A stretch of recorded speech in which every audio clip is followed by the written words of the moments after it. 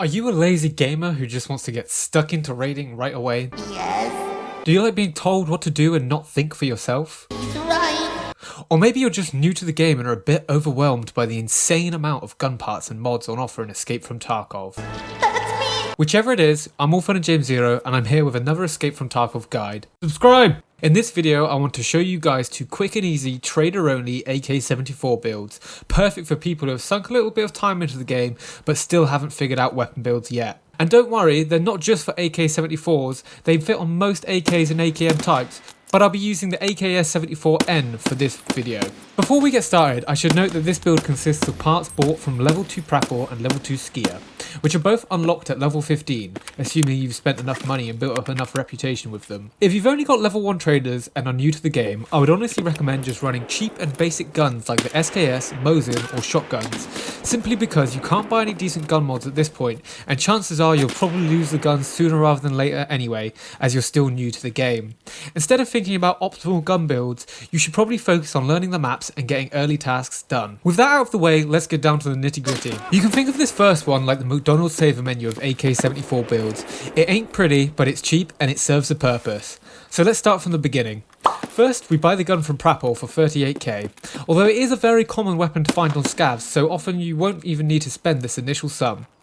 It's important that we get the AKS-74N variant, as this allows us to use dovetail mounted sights instead of having to buy a special dust cover, and it also has some of the best base stats of all the AK-74 variants.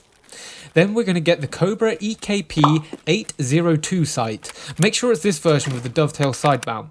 And the Cobra family sight shade for as well. The last item we'll buy from Prapor is the recoil pad.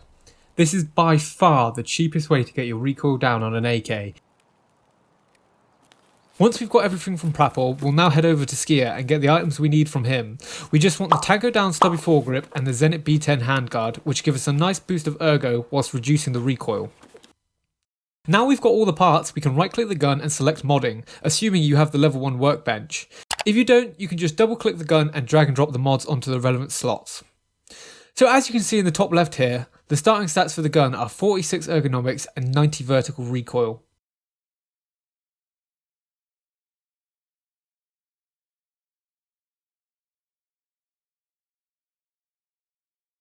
Now that I've finished putting the parts on, the ergonomics has gone up to 52 and the recoil is down to 80.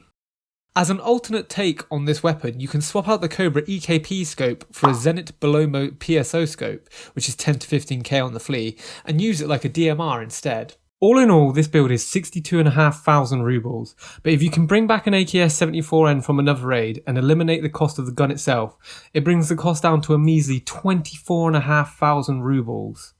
If that last one was a plain quarter pounder from Mickey D's, then this one is its pricey equivalent from Five Guys with all the extra trimmings. Some of the core components are the same. We're still going to use the AKS-74N as the base, which can be bought from Prapor or easily found on scavs. Whilst we're there, we're also going to purchase the Cobra sights plus shade, but this time we're getting the flat bottom version of the sights because we're splashing out 6k rubles on the Bastion dust cover from Skier for an extra bit of recoil reduction. We're then going to pick up the Zenit DTK1 muzzle brake, which is fantastic value for money, as well as the Zenit RK4 foregrip, and the Zenit PT1 stock with accompanying mounting piece. For an extra 3k, I like to pick up the Zenit RP1 charging handle.